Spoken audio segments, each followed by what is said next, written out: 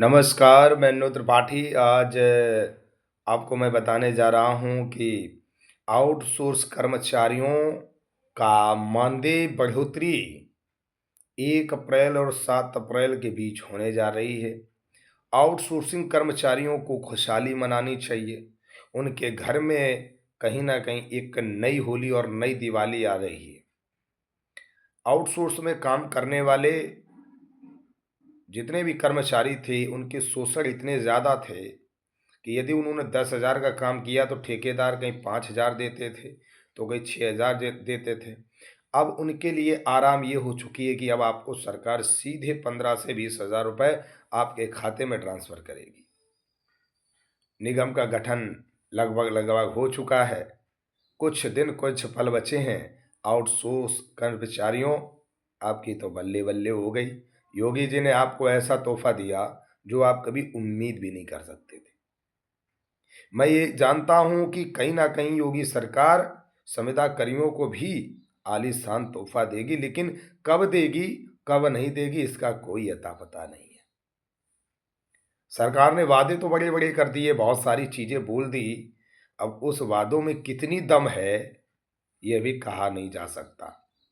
मैं देखता हूँ कि कई लोग बराबर मुझे कॉल करते हैं कि भैया हुआ कि नहीं हुआ, हुआ कि नहीं हुआ। तो मैं आपको एक बात क्लियर करना चाहता हूँ कि आप अभी फ़िलहाल किसी भी तरह से गुमराह ना हों।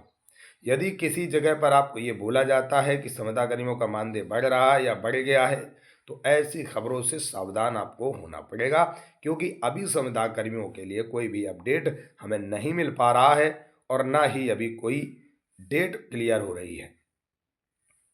इसलिए आपको सावधान रहने की आवश्यकता है, क्योंकि अगर सावधान नहीं रहेंगे तो आपको कोई भी चूना लगा सकता है मानदेय के नाम पर।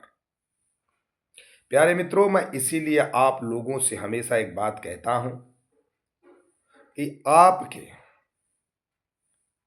100, 200, 300 के सहयोग से इस लड़ाई को हम जीत सकते हैं।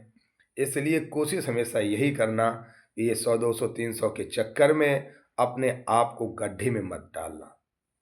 यदि कोई व्यक्ति आपको गुमराह करता है, तो पहले अपने परिवार को देखना, फिर अपने बच्चों के मुंह को देखना और फिर आप अपने आप को देखना, तब निर्णय लेना। क्योंकि कहते हैं कहावत में कि जब 10 लोग पॉजिटिव खड़े होते हैं काम करने के लिए, तो कहीं ना कहीं 2 ऐसे जरूर मिलेंगे जो आपको गिराने की कोशिश करेंगे। वीसी विभाग में लगातार यही होते हुए आया है कि जब कोई व्यक्ति आगे बढ़ता है, कुछ करना चाहता है जीवन में, तो उसको 4 लोग पैर पकड़ के खींचने लगते हैं। सबसे पहले 15 मई को लेकर मैं आपको बता रहा हूं कि एक तो आपके पास कोई बहाना नहीं होना चाहिए। यदि आपके जनपद में भी मीटिंग होती है तो वहां कोई बहाना नहीं होना चाहिए। यदि 2-3 महीने आपने अच्छी मेहनत कर ली तो आपके घर में भी 4 चांद लगने की संभावना है। यदि आलस कर गए तो फिर कितने साल लगेंगे इसका भी कोई अंदाजा नहीं है, इसलिए मैं पहले क्लियर कर दे रहा हूं। इसलिए ये सोचकर बिल्कुल ना बैठें कि नहीं सरकार ने तो कह दिया है तो हमारा वेतन बढ़ ही जाएगा। जब कहते हैं सरकार बढ़ाएगी तो हर हर महादेव, नहीं बढ़ाएगी तो आपकी तैयारी अधूरी नहीं होनी चाहिए। जब आपकी तैयारी अच्छी होगी तो सरकार ऑटोमेटिक आपका मानदेय बढ़ाएगी। हम ये भी अच्छी तरह से जानते हैं कि आपके विभाग में कई ऐसे नेता हैं जो कुल्लू मनाली घूम रहे हैं, ऋषिकेश घूम रहे हैं, तो कोई बाराबंकी लखनऊ घूम रहा है। क्यों? क्योंकि राजनीति करनी है, लोगों को आसानी से गुमराह करना है, लोगों को दिखाना है कि मैं बहुत वीआईपी काम कर रहा हूं। जबकि ऐसे लोगों से आपको सावधान रहना पड़ेगा।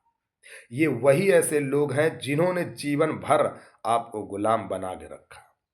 यदि ये इतने ही अच्छे हैं तो आप जरा सोचो कि क्या बाराबंकी में बेगारी नहीं होती, क्या लखनऊ के थानों में बेगारी नहीं होती, क्या उनके क्षेत्र के थानों में बेगारी बंद हो चुकी। यदि इन्होंने आपकी यहाँ बेगारी बंद करा रखी है तो आप इनको बढ़िया घी मिठाई से पूछते रहिए, मुझे कोई आपत्ति नहीं। लेकिन यदि आपके क्षेत्र में भी इन्होंने नहीं काम कर पाए तो ये दूसरी जगह क्या काम कर पाएंगे, तो ये फैसला आपके ऊपर छोड़ रहा हूं। और इनको रिसीव करने यदि 4 लोग जाते हैं तो मैं उन 4 लोगों से पूछना चाहता हूं, इस विभाग का अगर सत्यानाश करना है तो इसी तरह 4 लोग खड़े रहिए। लेकिन अगर इस विभाग को बचाना है तो आप सब एक होइए और ऐसे लोगों का बहिष्कार कीजिए। जय हिंद, जय भारत।